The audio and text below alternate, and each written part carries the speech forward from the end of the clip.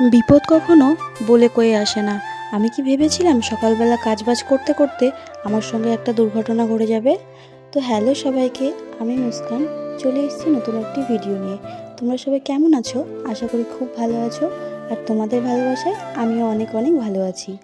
জানো তো, সকালবেলা না মোটামুটি 6টা থেকে 6:30টায় ঘুম থেকে উঠেছি। ঘুম থেকে উঠে দেখছি মনে হচ্ছে যে 12টা বেজে গেছে, এত পরিমাণে রোদ আর গরম। তো সারাটা দিন কি যাবে তোমরা বুঝতেই পারছো। তো সকাল সকাল কাজকর্ম সেরে নিয়ে আমি আগে রান্নাটা করে নিয়েছি। রান্নাটা হয়ে গেলে না মনে হয় যে না, সংসারের অর্ধেকটা কাজই কমপ্লিট হয়ে গেছে। কারণ আমাদেরকে তো খেতে হবেই, আর খেতে হলে রান্না করতেই হবে। যতই গরম হোক, ঠান্ডা হোক, বর্ষা হোক, যাই হোক না কেন, মেয়েদের কিন্তু রান্নাবাড়িটা করতেই হবে।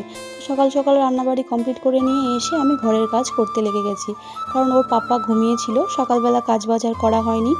রান্নাবাড়ি সেরে এসে আমি ঘরের কাজকর্ম করে নিচ্ছি। সপ্তাহে সপ্তাহে বাড়ি এসেই না আমি এগুলো মোছা কোছা করি, তারপরেও না এত পরিমাণে ধুলো যে কোথা থেকে আসে আমি নিজেও বুঝতে পারি না।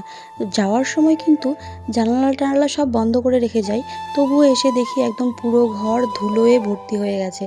এদিকে দেখছি কয়েকটা কাঁঠাল পেড়ে রেখেছে শ্বশুরমশাই, তার মধ্যে থেকেই একটা কাঁঠাল পুরোপুরি পেকে গেছে।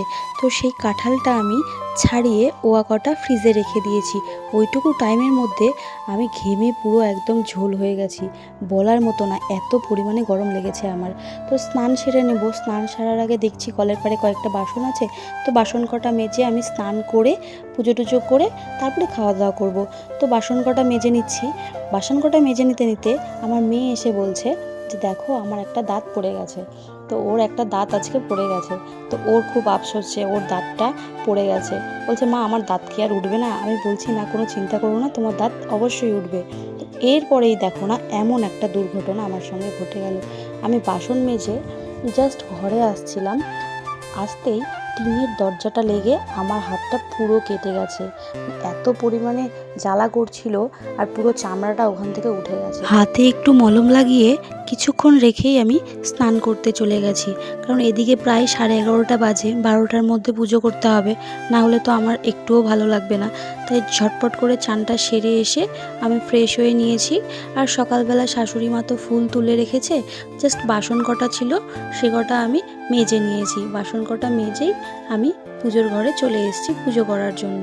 তো বাড়িতে আসলে একদিন করে থাকি, তো মনে হয় যে না, পুজোটা আমিই করি, তো বেশ মনটা ভালো লাগে। কারণ সপ্তাহে 6টা দিন তো ওইখানেই থাকি, 2-1টা দিন বাড়িতে থাকি, তো বাড়িতে এসে পুজো করলে আমার মনটা বেশ ভালো লাগে। তো এই তো দেখো আমি পুজো সেরে নিচ্ছি।